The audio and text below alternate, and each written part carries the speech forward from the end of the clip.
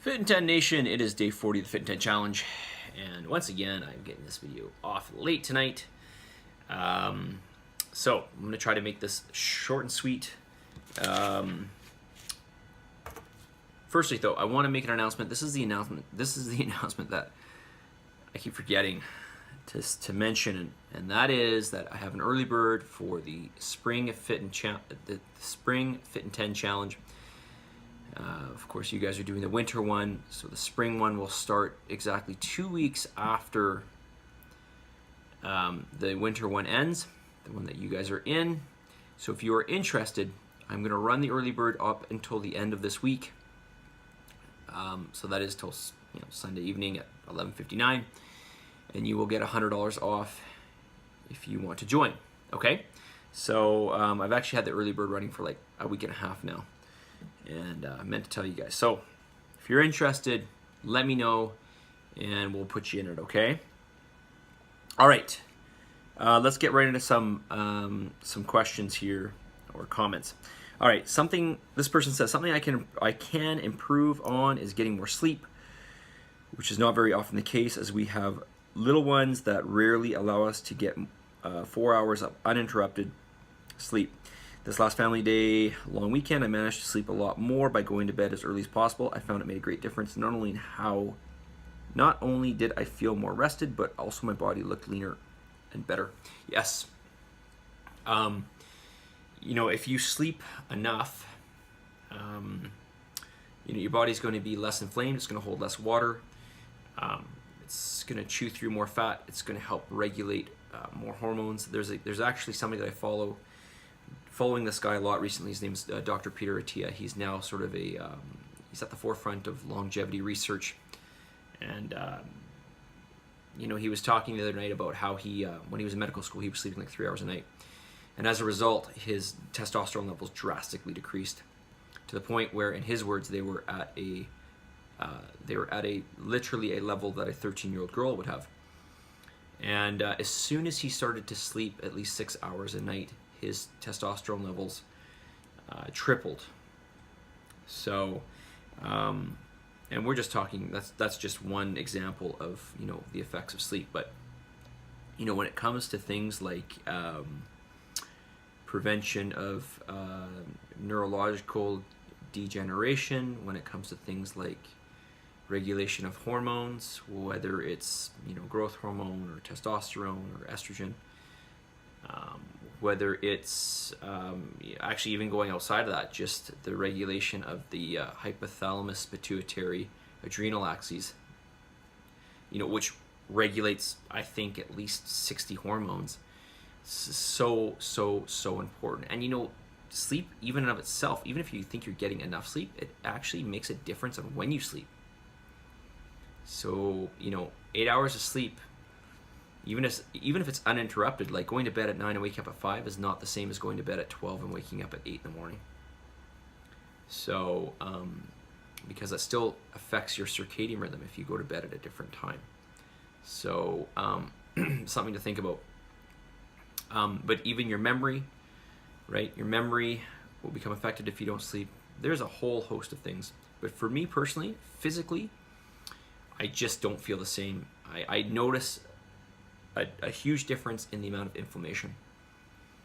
And if you sleep a long period of time, and if you play the weighing game, okay, if you weigh yourself daily, if you happen to just track that and you weigh yourself on nights where you sleep a lot, you'll always wake up lighter because you will excrete more water during that time, and you will have less inflammation. So you will always look fresher and you will look better. And the reason why you look leaner is because you're holding less water. Okay. All right. I will talk more about sleep. Actually, there's more that I want to say about that topic. All right. This person continues. Mark, I can only imagine how much of a challenge it is for you to put on this challenge. We do a lot of social media through our business, and it sometimes seems hard to even do daily posts, and never mind an 8 to 12 minute video daily. That, along with developing the program itself, putting on classes and personal coaching on the side, I just want to say thank you. Your expertise and motivational words are making an invaluable impact on my personal life, and I'm sure many of the others in the challenge. Also, the past week you have mentioned to the challenge group that often around this time, the halfway point, many people drop out or give up. Yes, they do. And I just want to say that I appreciate your advice to make this a habit, to continue to make it part of my weekly schedule and routines. I realize that the challenge is a competition, but I don't care if I win. I'm doing this for myself firstly. Very good. You guys should all be doing this for yourself and nobody else, right? And look, this is going to help you be a better person so you can help other people around you much better. You got to take care of yourself before you can take care of other people. As I've realized over the decades that health is wealth and that by practicing better habits now I'm improving my life for years to come. Absolutely 100%. There is no disputing this. Before Train On Me in this challenge, and honestly for years, I've always wanted to get back into the weekly routine of going to the gym again, like I used to when I was younger. Over the last decade, once or twice a year, I would get super motivated to work out, but it would only last a couple of weeks, and then I'd use the excuse I got busy with life, work, and simply put other priorities first. But I'm happy to say it has finally become a habit again. I need to do it. If I don't work out, I feel like a dog that hasn't been walked. My mind and body now crave it, and my stress levels definitely need it too. Thank you again for being such a motivational force and part of my journey. You are most welcome. I'm thankful that I can help you. I'm thankful that I can help many of you. I want to be able to reach more people. I wanted to be able to make more of an impact. I also want to be a better coach. So I'm trying to find ways to do that. I'm trying to find ways to make this challenge more supportive and more helpful to you guys. So that's what I will continue to do. Thank you for those kind words. It is very encouraging for me, and we all need encouragement. So thank you very much. All right, let's talk a little bit more about weight training and its benefits. So I talked a little bit yesterday about how it's great for things like increasing your RMR, and to add to that, it's really good if you're on a calorie deficit, because calorie deficit will lower your RMR, just like cardiovascular work will, and the afterburn effect of weight training and the effect it has on fat burning hormones like IGF-1 and testosterone and growth hormone, etc. So these are all important hormones for everybody. They should, you want to have the right balance of these running in your body, and training will help with that. Okay, now let's get back into it. So the other thing it's going to help to do, it's going to help strengthen your neuromuscular system. So it's going to help. I don't know if I talked about this yesterday, so forgive me if I did, but I don't think I did. This is going to help you to be able to produce more force on demand in a quicker fashion, and it's also going to improve your reaction time. And this goes beyond athletic performance, right? Of course, we can imagine the scenario where we fall, and if we could mitigate that fall, we could potentially save ourselves, right? Either just by falling and breaking a bone, or by falling and hitting our head. Okay, unfortunately, a lot of deaths in elderly occur from falling. All right, so, and also with weight training, you're going to get stronger bone density, so less chance of you breaking a bone. Or even imagine driving down the road, right? If you have, think about your reaction time. If your reaction time is a quarter of a second better, think about that. That can have a huge impact on an accident, right? Could save your life, could save other lives. So, you got to remember that when you are producing force to lift heavy loads, that is the ultimate way of training your nervous system, right? So, strong neuromuscular force.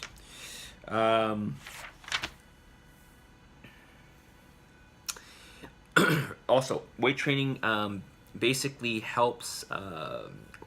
Basically, it regulates genetic pathways in the body that well, let's see, what did I write here?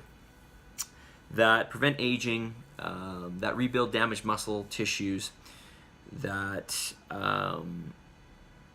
help with more efficient use of oxygen in tissue. So this is going to play a role in keeping tissues young and healthy. And ultimately as well, you're going to have better brain function and coordination of movement, right? And this is all genetically linked. It's going to help with work capacity and more efficient use of oxygen for endurance sports. Well, I kind of just touched upon that. It's going to help lower C-reactive protein. C-reactive protein is a common inflammatory marker found in the blood. And of course, we see that people that weight train have a much, much lower level of C-reactive protein in the blood. Also, weight training dramatically, I wouldn't say dramatically, but it's pretty dramatic. It does reduce blood pressure, and it also improves arterial function.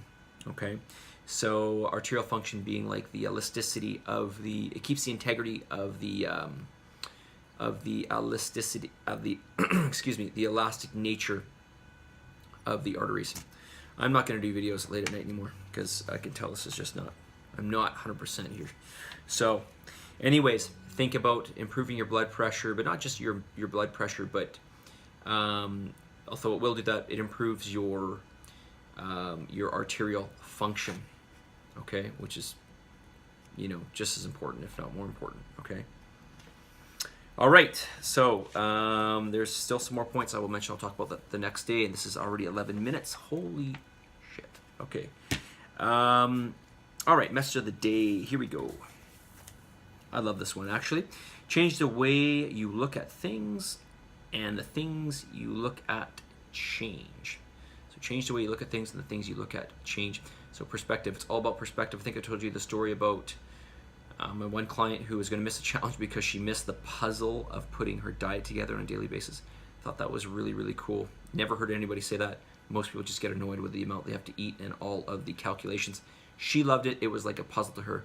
So, and she likes puzzles. So it was just such an interesting perspective. But, I always try to do this too. Like, for example, if I'm in a rush and I can't get to where I need to go, I always think to myself, like, well, maybe this is, and I'm sure a lot of people have this thought, perhaps, but I always give myself a good reason, like, well, maybe, this time of me sitting in traffic is potentially going to save me from an accident, or, or even it's just a good time. I'll remind myself to practice patience, like fight yourself on, sometimes you just want to react a certain way. And then you just kind of remind yourself, like, no, I'm going to fight the way that I want to react, and I'm going to, react in a more systematic and thought out way of being, right? Rather than just being reactive. So, anyways, change the way you look at things, and the things you look at change, right? All right, you guys, submit. Commit, do what you have to do your workouts, do your diet, do your cardio, and great things will come, and you'll be happy that you did it. And if you're struggling with getting it in the day, do it first thing in the morning, because that will make a huge difference. Your level of motivation is highest in the morning, by the way. Your level of motivation is highest in the morning, okay? So if you're struggling getting things in, do it in the morning, all right? Talk to you guys all later. Have a wonderful evening. I will hopefully get this to you tonight. See you guys.